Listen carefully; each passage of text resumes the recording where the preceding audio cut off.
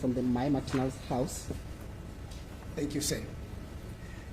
Now, you had agreed in our interlude earlier on that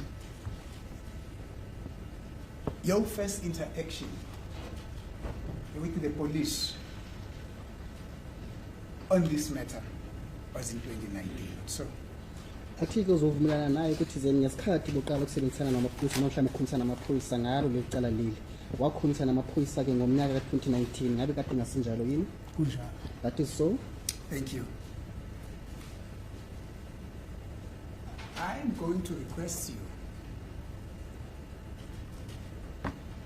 to explain it to these courts. If it needs to be, you got to be graphic, but very meticulously, and take us through this interaction which you had with the police in 2019 about this matter. Athi-ke uzocela-ke ukuthi ze usitshele kabanzi futhi ngokujula ukuthi ngesikhathi lesi bohlangane namaphoyisa noma-ke ukukhulumisana namaphoyisa ngalo licala leli-ke ngomnyaka ka-2019 usitshele ngokujulile futhi ngokugcwele. Kepha-ke uma ngabe lokhu kuphoqeleka kuwena ekuthizeni-ke udwebile ade udwebe futhi ngendlela eyothi nathi sikhona ukuthi sibone kahle kusikhanyiso sakho. Yeah. Yes. Thank you. 2019 noma usungasakhumbuli ukuthi kwakungolesingaka.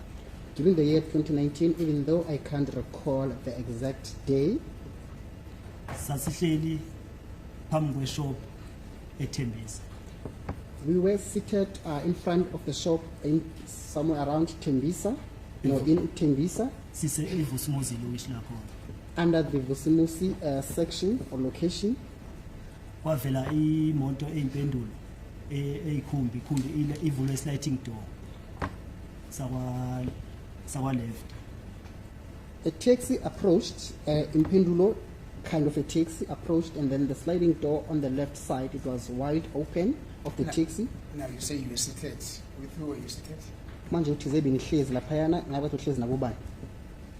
Kwakusandile, It was Sandile, uMondli, Mondli, cishe sasi4-5. Noma ngasakhumbula amagama lababanye.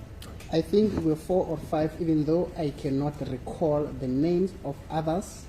Yes. Mahleli kwavela ipendulo ivula sliding door. Iza ngakithi ngoba vele lapha khamba ama taxi ayi Captain Park ahambela leside laseThembisa nje. Nawe local. As we were seated there, then Impendulo taxi approached, and then by the time it approached, the sliding door of the Impendulo on the left side, it was wide open. And then on that route, usually it's being used by the taxis going to Captain Park and coming back from Captain Park. Yes. So my vela ivulwe sliding door sihlalele thina sinake lutho kwavela abantu abegqoka private bajampela kithi bakhokha ibhanga. As we were seated there, we did not pay much attention on that asset taxi. And then as soon as the taxi came close to us, and then then people who were inside the taxi, they approached us, and then they were wearing their civilian clothes. Mabehla etaxini bejump babekhokha ibhanga. And then during the time they were getting out of the taxi, approaching us, they already had their firearms, and then they were, for lack of a better word, my lord, Breached them. they, pardon? Caucus to breach. Yes, Yes. they breached their firearms before they could approach us. Thank you, Council. Sathi masethuka sithi How many, just before you proceed, how many people are lighted? Ngaphambi kokuqhubeka lapho ngabe bangaki ke abantu behlanga phakathi kwetekisi? babeyi2 kwakuwumfana nentombazana. It was 2, a female and a male. Thank you. Masithi sizama ukubaleka lo mfana wangibamba mina. Mayithi ngiyabaleka wangibamba la ngemuva. Then when I tried to run away, and then the male, then he then held me from the back. From the from the back, just underneath his neck. Yes. So wangiwisela phansi wangicindezela phansi wakhipha ama handcuff. wafasa izandla ngemuva. He then placed me right on the ground. After doing so, he then cuffed me. He then took out handcuffs and then cuffed me from the back. Bengene phansi. But during that time, he was cuffing me. I was laying down on the ground. My emva kwalapho seyangivusa engifaka kule khumba ngahamba ngalo. Then after that, he then pulled me from the ground. He then loaded me inside that kumbi in which they were traveling with. Ngaphakathi wawukhona white driver egqoke uniform yamaphoyisa. And then inside that kumbi, there was a police officer who was the driver, and the driver was wearing police clothes. Bavala umnyango ikhumbi yahamba. Ayangaya eThembisa South ngoba iVusumuzi yakhelene neThembisa South. iVusumuzi la eThembisa South la ngapheshe iyabonakala uma uselokishini ayibona na eThembisa South. Ayangaya ikhumbi eThembisa South yajika yabheka.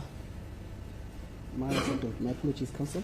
Thank you. It was smooth ngala senisukudla esangisokungele South Thembisa South. Nokwenza isibonelo ukuthi ingaphesheya ukuthi ungakuphi ngathi ungabe uref noma uright uma ungaphi ngaba mina ngenza isibonelo ukuthi ingaphesheya. Okay. My apologies, counsel. He was just making an example of how things took place on that day. He said, "It takes akazilenga kuphi maqhamuka laphana." Akaze liye eThembisa South. The taxi did not drive towards the Thembisa South on that day. Like la ngakuphi ke? Yahamba nje ngendlela engayi police station yahamba ngoba ngangazi nokuthi yakuphi mina. The taxi took a different route which was not even going closer to the site that I knew, and I did not even know as to where the taxi was driving. Ngayibona isingena kwenye indawo kuthiwa kuseHlonel Kope ema-ofisini ngathi ama-office ama-TRT. I then saw the taxi entering at a certain place. I think it is an office of TRT. King Kamala Kona? Hlonel Kope. Hlonel Kope. Yes. So ila engafika khona mangifika bangifaka kwenye indawo ine-carpet so phansi leya ndawo yakhona leya i-open space nje mara indawo yakhiwe ama-office mara kwangenalutho phakathi. It is where I arrived with them, and then they then took me inside a certain place which there was a carpet on its floor, and then it looked like a designated area, a place which had offices around. Thank you. Before you proceed, now, when the gentleman who grabbed you and put you down, handcuffed you and took you back into the kumbi, did you find other people in the kumbi, or it was only himself, the driver, and the lady who had alighted from the kumbi? Bathi ngesikhathi lesike iphoyisa elithize mhlawumbe umuntu wesilisa wakulahlela ukhunsela phansi kokugaquza nkosi beswaqhatha phansi kufaka ngaphakathi kwale khumbi lena-ke ngabe ngesikhathi ekufaka ngaphakathi kwela khumbi ngabe kade bekhona yini abanye abantu abathizeni ngaphandle kwalo wesilisa nomshayeli futhi nalo wesimame? Babebathathu kuphela babengekho abanye. There were only 3. There were no others. Thank you. You may proceed. Now, arriving at work offices that you say were TRT offices. Ngakhuba kusho ukuthi ngesikhathi ngifika lapha eChlonel Kope ama-office wama-TRT. Masifika lapha bathi angihlale phansi. They then Phansi. told me to sit on the floor. So base bethi bafuna ukuthi ngiphendule yonke imibuzo abazongibuza yona. They then said I should answer to all the questions in which they will be asking from me. Yes. Base bengibuza ukuthi ngazini ngokufa kukaSenzo. They then asked me as to what is it that I know about the death of Senzo. Bathi uSenzo Meyiwa ngathi mina ngazi lutho. They said Senzo Meyiwa. I then replied by saying I don't know anything. So bathi mina ngabulala uSenzo Meyiwa bathi nti mina ngazi ngibulala uSenzo Meyiwa. They then said to me, I killed Senzo Meyiwa, and I replied back to them by saying that I never killed Senzo Meyiwa. Base bethi uma ngithi mina ngaze ngibulala uSenzo yini engisuse eFosforus. They then said, if I'm saying that I did not kill Senzo Meyiwa, what is it that made me to move from Phosphorus? Ngabatshela ukuthi ukusuka kwami eFosforus ngisuke eFosforus ngoba ngaphelwa umsebenzi. So uma ngiza ngapha ngizofuna umsebenzi. Ngapha kunendlela engcono yokuhamba uma ufuna umsebenzi inestimela ngapha. Kanti ngale eFosforus akunastimela. I then said that the reason that made me to move away from Phosphorus is because I was out of employment, And then I went to the site in which they got me because I wanted to look for new employment, and then there were other means of traveling when I was going to look for employment because of there were trains that they were moving in and around that site, unlike in Vosloorus. Kwaba kuyikuthi bathi ngiyabaqhaphaza ngibenza ilimi. They then said to me, I am taking them for nothing. No, Uma sifika lapha safika abanye sabafikayo lapha eHlonelgo. Kwangesesibona labo boyi3. When we arrived there, during our arrival, we found others whom they were already there. It was not just the 3 of the police officers whom I traveled with to that place. Yes. Ngoba mase bengibuza imibuzo leyo intombazana uBaloyi wayengasekho lapha. Because when they were asking me questions, the female who goes by Baloyi, she was no longer there. Umuntu wayekhona kwakumdawo. The person who was present, it was Mdau. Let me get this, Mr. Sibia. The lady who was involved in your arrest at Tembisa, you subsequently came to know her as Miss Baloyi. Athi umeli manje ufisa ukuthola lokho kahle ukuthi intombazana namhlanje osimame owakubopha ngesikhathi ethi bosho Tembisa wagcina umazi ngokuthi ke uBaloyi. Yebo ngagcina kumazi ngokuthi uBaloyi. Yes. And one of the gentlemen who was involved in your arrest at the same place, you came to know him as Mr. Mdau.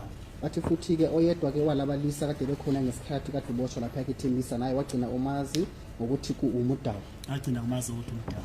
Yes. Thank you. Now you say, when the questioning about your involvement in the death of the deceased in this case started to happen, Miss Baloyi was no longer there. Uthize ngesikhathi kade beqala ukubuza ke imibuzo ke osimama kade kuBaloyi kade angekho. Base bengifake lapha bengibuza imibuzo uBaloyi akabangabikho lapha. When they started questioning me, the Baloyi, she was not present. Thank you. But you also telling this court that upon your arrival at the Clorcop offices, you found other people there. Wathize ngesikhathi kufika kumahhovisi ale Clorcop ama-TRT wathola abanye bezesiphoyisa bekhona ngale. Yeah. Yes. Now babegqoke private futhi. Yes, and then they were wearing their civilian clothes. And did you ultimately get to know who those people were? Ngabe wagcina ke ubazile ke labo owafinya bekhona ngale kula mahhovisi akhona. Angibazanga. No, I did not. Okay, then proceed. Ungaqhubha ke mnumzana ngobufakazi bakho. Mangibatshela ukuthi ngasukela ukuzofuna amatoho ngapha. Bathi ngibenza ilimi. So ilapho omunye ngihleli phansi kanje ama-handcuff la omunye wangigqoka ama-handcuff phakathi ngobe phakathi kwezandla wagqoka ama-handcuff ngonyawo lwakhe so. My Lord, as I was there and then as they were busy asking me those questions, and then after I informed them that I don't know anything about the death of Asenzo Meyiwa, they then said I'm taking them as idiots. And then one of them then came at the back, and then I was handcuffed as I was seated down. He then placed his leg in between my arms where I was handcuffed. Yes. Yeah. Oh. Maye lokho engigqobile ngibuza ukuthi ngazi ngokufa kwaSenzo Meyiwa ngimtshela ukuthi angazi lutho so bagcina bethatha iplastiki baphinde bangivala ubuso bangivala umoya bevala amakhala. As he was stepping on me, Yes. and then one of them ended up taking a plastic. He then covered my face, ubuso wakho nakuphi? Nekhanda, amakhala. Or he then covered my nose with a plastic. Ngasakhona ukuphefumula nalokho laphansi abaye bengigqoka ngeenyawo. And then I was unable to breathe, and then as they were covering my nose, and then others, they were still busy stepping on me. So ekugcineni bangiyeka bathi kunabantu abanye abafuna ukuzokhuluma nami. Then at the end, they then said to me, there are other people who would like to come and talk to me. Thank you. You're saying, as this other one was stepping on the cuffs on the back, there's this other one that had put a plastic on the nostrils, and there's these others who were trampling on you with their foot. Where on your body were they trampling on you with their foot? Foot or feet? Is it 1 foot or many feet, or 1 feet, many foot? Manje kumele kunombuzo athanda ukuthi awubuze. Ngabe kade eqoba ngonyawo olulodwa noma mhlawumbe ngeenyawo zombili? Bese lo aqoqa la kuwena ngesikhathi kade ugaqoza inkosi ngemuva. ebegxoba unyaka olulodwa. Only 1 feet. Yes, the question is where on your body were they trampling with that 1 feet? Manje kumbuzo ukuthi ngabe beqoqa kuphi-ke? Oh, it's 1 foot, man. For many, many years, we haven't done this thing, 1 feet, but many foot. So that's the reason why you're getting a bit confused. It's like 1 tooth, but many teeth. Yes. Manje kumbuzo ukuthi ngabe beqoqa kuphi-ke nendawo ngonyaka olulodwa? Sacela uku-understand ubuza lo wayengigxobe kuma-hand cover noma laba bengigxoba umzimba wonke. My Lord, I would like to get a clarity. Are you asking about the person who was stepping on the handcuffs while I was cuffed from my back, or are you asking about those who were stepping on my body? Oh, you've just answered. So these others were stepping you with their foot on your body. Basho ukuthi ke abanye babo kade beqopha la kuwena ke kunyathela emzimbeni wakho. Oh, angibazi babengigxoba ngenyawo engaka ngoba ngangibozwe ebusweni ngeplastic. So angazi babengigxoba ngenyawo zombili noma ngolulodwa. Kodwa ngangizwe ukuthi ngigxotshwa ngeenyawo ngoba unyawo uyaluzwa malihlala emzimbeni. I wouldn't be able to tell whether were they stepping on me with 1 foot or maybe with both their feet or not, simply because of they had covered my face with a plastic and my head. So And they're I did stepping not you see that. with those foot on your body, So chikela kade all bekunyathela. over your body. So kade bekunyathela la kuwena ke emzimbeni wakho. Yeah. Yes. Thank you. You may then proceed. Ungaqhubeka ke mnumzana? Bese mabengiyeka bathi kunabantu abafuna ukukhuluma nami. When they stopped, they then informed me that there are some people who would like to speak with me. Yes. So ngiye ngasukuma phansi bangithatha bangisa kubo laba bantu. They then lifted me from the ground, and then after they had lifted me from the ground, they then from the floor, they then took me to those people. Now, were these people in the same building but in a different office, or were they in the same room where this incident was happening? Manje kumbuzo ukuthi ngabe abantu laba kade bemikisa kubona ke ngabe kade bekhona ngaphakathi kwegumbi elilodwa la kade konke lokhu senzekala khona noma kade bengaphansi kulinye ke igumbi? Bebe kwelinye igumbi. They were on a different room, no office. Thank you. May proceed. Mangifika kulaba bantu laba babeyi4. When I arrived at those people, there were 4 in numbers. Yes. So basho ukuthi uSibiya Yes, one of them introduced himself as Spear. So ukuthi omunye wabo wayibika la kuwena njengokuthi uSibiya isibongo sakhe. here Yes. Yes. One of them introduced himself as Sibiya. Yes. Proceed. uMakhubu Sibiya, manakhe Sibiya, omunye Makhubu Makhubu, Yes. Lishaba Leshabane, uZungu bani? Zungu. It was Sibiya, Makhubo, Leshabane, and Zungu. Thank you. Just before you proceed, let's just get some clarity on that. In the course of this trial, when the state was leading evidence, there's a Constable Zungu who came to testify, and you were here, not so. Bathi ke ngesikhathi lesi ke abashushisi kade behola ubufakazi ke la ngaphandle kwesingathi wathi khona ke umlisa owafika lana ke uZungu akusinjalo? Kunjalo. That is so. Would this Zungu that you're referring to as being one of the 4 people who you met at Clodco be the same Zungu who came to testify here on behalf of the state? Bathi manje Constable Zungu. bathi manje kuZungu lo wamthola khona le kulama office aseClodco uma TRT ngabe uyena uZungu lo owafika noma qhamuka la ngaphambi kusenkantolo lethu ufakazi bakhe. Yebo Constable Zungu. Constable Zungu. Yes, it is him. Now, there is also a Mr. Makubo. I think it was a sergeant or warrant officer Makubo who came to testify here. It was in a trial within a trial. Unfortunately, I was not here at court. I got his name when I went through your records. That was when you were still being represented by Mr. Mugome Zulu. There was a person by the name of Mr. Makubo, would this Makubo that you found at Tluorkop be the Makubo who came to testify on your behalf in the trial when you were represented by Mr. Mgomezulu? Athi-ke manje kumele u-advocate Mnisi-ke ngabe mhlambe lo Makhubo okhuluma ngaye ngabe uyena lona-ke owafika la ngaphambi kwenkosi enkantolo elethe ufakazi bakhe-ke ngesikhathi ade khona-ke umzila ngaphakathi komzila mhlambe Charity nge-truck ngesingisi-ke elethe ufakazi bakhe futhi wena-ke kade umelwe ngesikhathi leso noma ngesikhathi sakhona lesiyana kade umelwe-ke usele washona-ke laphayana kumnumzane uMngomezulu? yebo uye. Yes, it is him. Thank you. And you said there was a Mr. Sibia.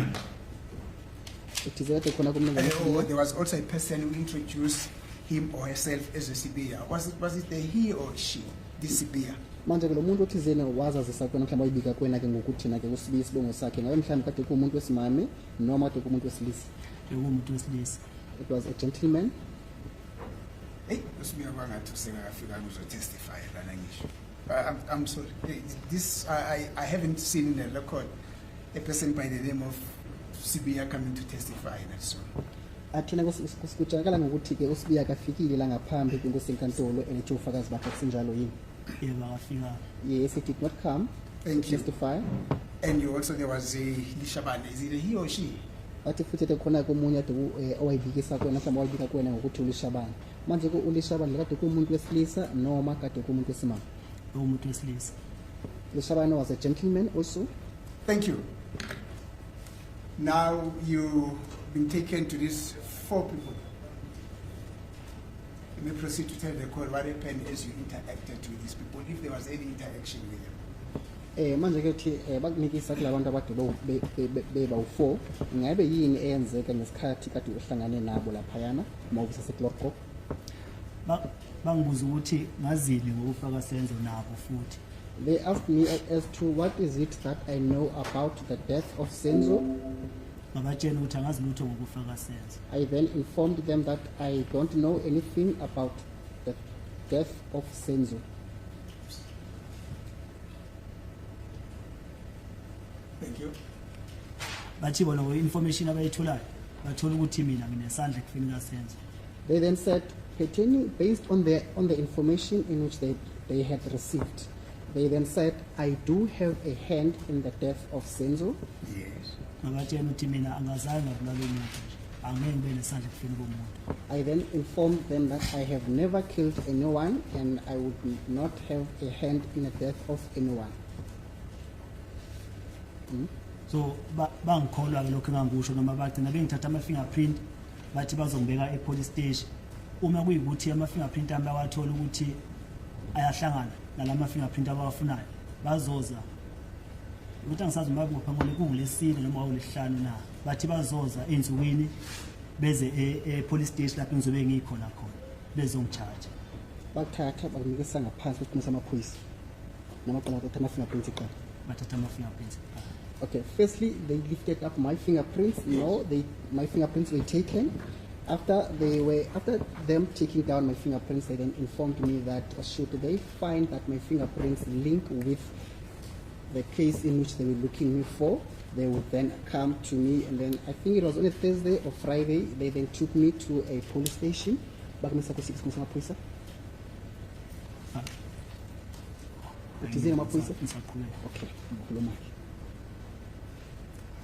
Mabeqeda ungithatha ama fingerprint bengise police station bangithatha bangisa eThembisa South. Bathi bangicharge ngama-drugs mayifika eThembisa South. Ama-drugs. Okay. After they were done lifting up my fingerprints, they then took me to Tembisa South police station. Yes. They then said to me they were charging me for dealing in drugs. Yes. Mabengisuse eThembisa South basebengisa eThembisa police station. Then from Tembisa South, they then moved me to Tembisa police station. eThembisa police station la ngafika ngalala khona up until ngize kushaya usuku lokuthi kumele ngiye court.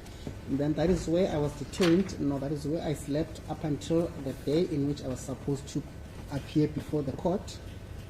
Mangisemaseli nase court ngiye ngizwa kubizwa igama lami. Mangiya kulomuntu obiza igama lami phoyisa langikhipha ngathi angihambe ngekhaya. And then whilst I was still at the cells in Kanto, Nama police station. Emaseli. Okay. angenanga egadoni. While I was still at the police cells, and then I heard someone calling my name, and then the person who called my name then informed me that I should go home. No, I must go home. So the day on which you were taken to court, instead of you appearing at court, I assume that would have been a court orderly, then called you your name and he told you to go back home or to go away home. Pardon, Counsel? I'm just trying to clarify. My understanding, am I correct to understand you to mean that the day on which you are supposed to go to court, the court orderly came and called you out your name from the court cells, but instead of you being taken to appear before the court, then you were told to go home? Is that what you're saying? As a court, please, ma'am, this is really not important, but I think it's purely leading. No mention has been made of a court orderly or the accused being taken to court. If maybe we can just stick to the normal rules of evidence. As it is the court, my lord. That is the reason why I am saying, should I understand you to mean? In other words, if my understanding of what you've just said is not what I'm understanding, then you can correct it.